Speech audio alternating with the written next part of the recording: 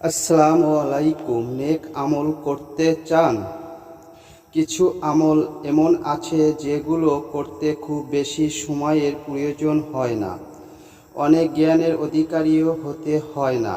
কিছু এগুলোর ফজিলত অনেক বেশি, যেগুলো বান্দার আমলনামাকে ভারী করে।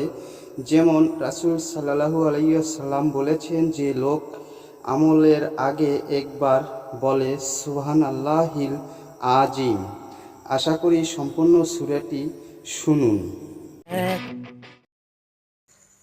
اللهم إني ظلمت نفسي ظلما كثيرا ولا يغفر الذنوب إلا أنت فاغفر لي مغفرة من عندك وارحمني إنك أنت الغفور الرحيم।